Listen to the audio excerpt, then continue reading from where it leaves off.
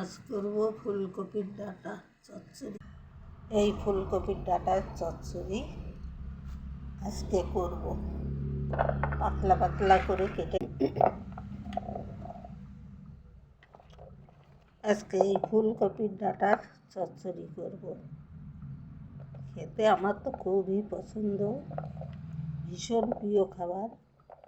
একটা মশলা করে নেব। অল্প পরিমাণ সর্ষে দিলাম, 3-4টে কাঁচা লঙ্কা দিলাম,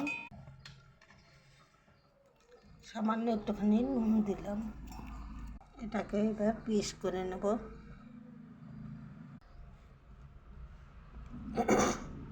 ডাঁটাটাকে এবার সিদ্ধ করে নেব। সিদ্ধ করে নিলে তাড়াতাড়ি। এটা সোয়াবিনের তরকারি করছি। এইখানকার লোকে বলে এটাকে নিউটি রাইস, নিউটি, আর আমাদের বাংলায় বলে সোয়াবিন। এটাও হচ্ছে ওর সাথে। এদিকে সোয়াবিনের তরকারিটাও রেডি হয়ে গেল।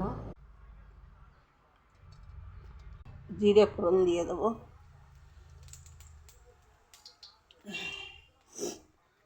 ডাটাগুলো দিয়ে দেবো।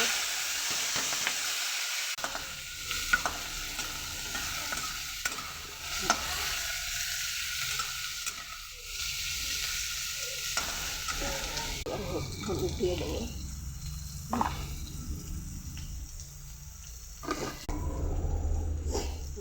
এবার লবণ দিয়ে দেবো।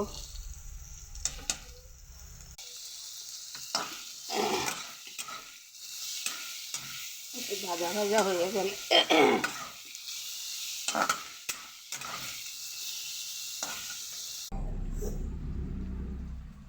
এখানে সেই সর্ষে বাটাটা,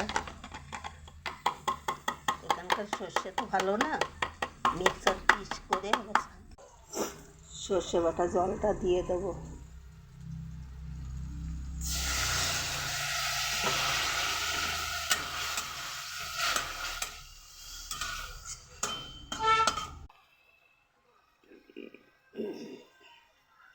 এবার একটু সামান্য চিনি দিয়ে দেবো।